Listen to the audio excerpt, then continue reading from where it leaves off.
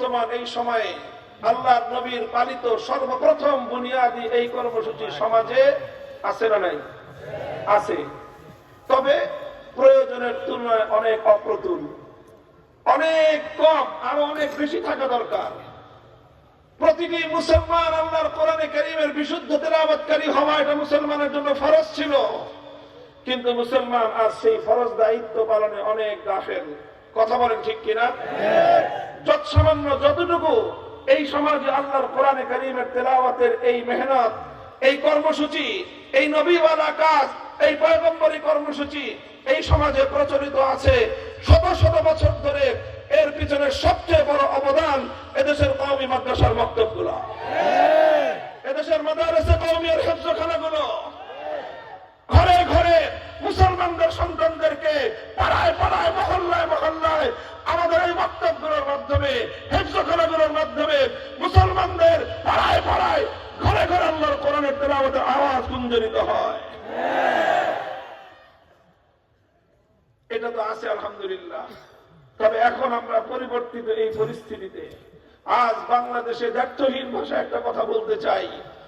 আলহামদুলিল্লাহ, আমাদের পূর্বসূরিগণ এইভাবে বাংলার প্রতিটি অঞ্চলে, প্রতিটি মহল্লায় কোরআনের বিশুদ্ধ তেলাওয়াত শিক্ষার জন্য মক্তব তালিমের উপর গুরুত্ব দিয়ে আসছেন। কথা বলেন ঠিক কিনা?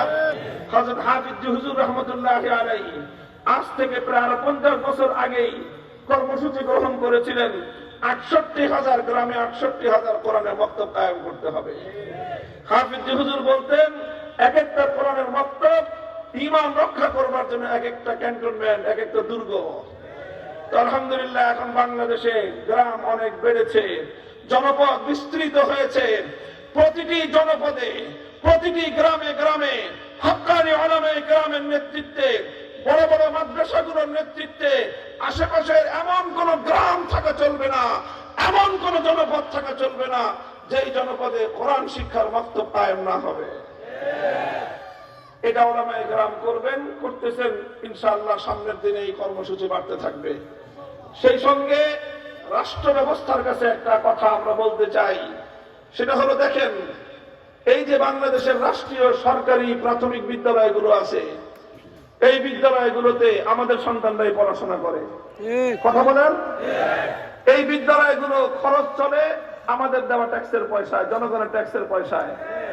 ৯৭% মুসলমানদের ট্যাক্সের পয়সায় এই প্রাইমারি স্কুলের ভবন তৈরি হয়, প্রাইমারি স্কুলগুলোর শিক্ষক শিক্ষিকাদের বেতন দেওয়া হয়, তাদের পাঠ্যপুস্তক ছাপানো হয়, সমস্ত খরচ জনগণের ট্যাক্সের পয়সা দিয়ে চলে।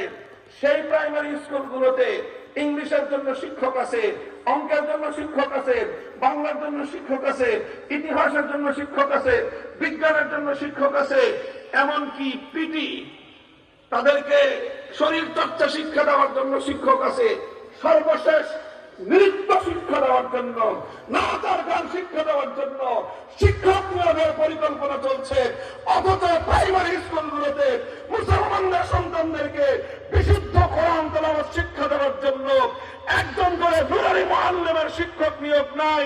এটা মুসলমানদের বাংলাদেশে রাষ্ট্রীয়ভাবে চলতে পারে না, চলতে পারে না, আগামীতে চলতে দেওয়া হবে না।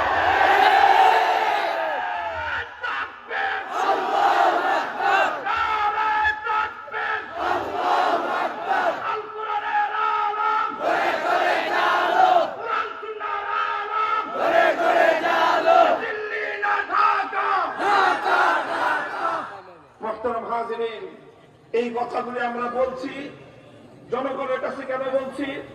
এখানে আপনারা বিভিন্ন শ্রেণী পেশার মানুষ আছেন, যারা শিক্ষা ব্যবস্থার সঙ্গে, অনেক প্রাইমারি স্কুলের শিক্ষকরা আছেন, ম্যানেজিং কমিটির সদস্যরা আছেন, শিক্ষা বিভাগের রাষ্ট্রীয় বিভিন্ন পর্যায়ে আপনারা কাজ করতেছেন, প্রশাসনের লোকজন আছেন।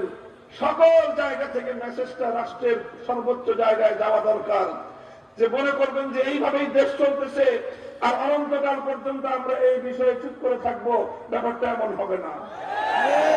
এই বিষয়ের সামনে আমরা আরো কঠোর হব, আরো জোরালো কথা বলবো।